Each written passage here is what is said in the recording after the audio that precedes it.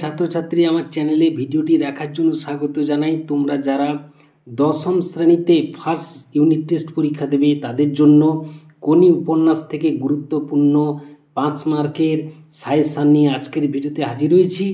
আশা করি ভিডিওটি শুরু থেকে শেষ পর্যন্ত মনোযোগ সহকারে দেখবে, তাতে অনেক উপকৃত হবে। তো চলো এবার শুরু করা যাক। প্রথম প্রশ্ন কোনি থেকে, সেটি হচ্ছে একের দাগে বারুনি। আজ বারুনি, বারুনি কি?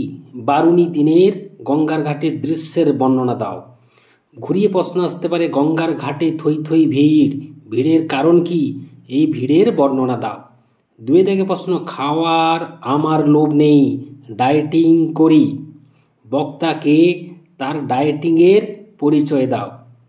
এরপরে তিনের দাগে প্রশ্ন মেসেজ হচ্ছে না সঙ্গীত চর্চা হচ্ছে, কে কাকে কেন একথা বলেছে? খুবই গুরুত্বপূর্ণ প্রশ্ন। চার দাগে প্রশ্ন বিষ্ণুধরের বিরক্তি কারণ হাত 15 দূরের একটা লোক। বিষ্ণুধরের সংক্ষিপ্ত পরিচয় দাও, তার বিরক্তির কারণ উল্লেখ করো।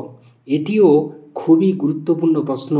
এরপরে আমরা পরবর্তী প্রশ্ন 5-এর দাগে চলে যাব। যে প্রশ্ন হচ্ছে 4 লক্ষ অর্থাৎ 4 লক্ষ টাকা খরচ করেও আপনি নিজে শরীরটাকে চাকর বানাতে পারবেন না। বক্তা উদ্দিষ্ট ব্যক্তিকে কেন একথা বলেছেন? শরীরটাকে চাকর বানানো বলতে তিনি কি বুঝিয়েছেন তা লেখো। খুবই গুরুত্বপূর্ণ প্রশ্ন এটি। পরে 5-এর দাগে প্রশ্ন 4 বছরের মধ্যেই প্রজাপতি ডানা মেলে দিয়েছে। প্রজাপতি সম্পর্কে কি জেনেছ? প্রজাপতিকে ঘিরে ক্ষিতিশ সিংহের পরিবারের কোন ছবি ধরা পড়েছে? ঘুরিয়ে প্রশ্ন আসতে পারে প্রজাপতি কিভাবে ডানা মেলে দিয়েছে। এরপরে আমরা চলে যাব 6-এর দাগে প্রশ্ন প্রথম দিকে লীলাবতী বিদ্রোহী হয়েছিল। লীলাবতীর পরিচয় দাও, কোন ব্যাপারে এবং কেন সে বিদ্রোহী হয়ে উঠেছিল। 7-এর দাগে প্রশ্ন জুপিটারে ক্লাবে ক্ষিতিশের বিরুদ্ধে কি কি অভিযোগ আনা হয়েছিল?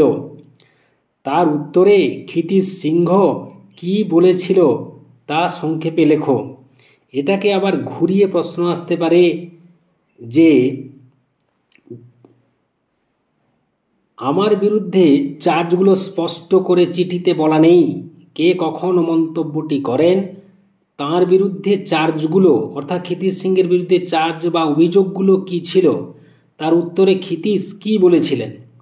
8 থেকে প্রশ্ন কতগুলো স্বার্থপর লোভী মূর্খ আমায় দল পাকিয়ে তাড়িয়েছে বলে শত্রুর ঘরে গিয়ে উঠব, কে কখন একথা বলেছেন?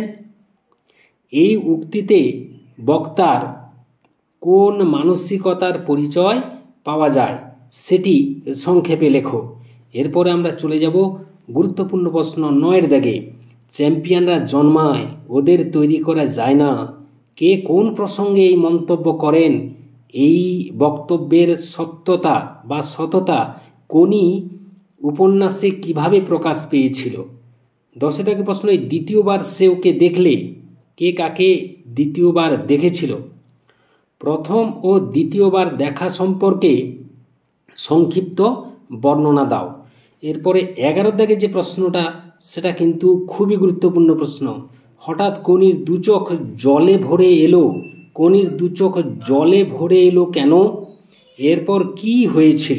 খুবই গুরুত্বপূর্ণ প্রশ্ন। 12 থেকে প্রশ্ন আমি আপনার বোনকে সাঁতার শেখাতে চাই।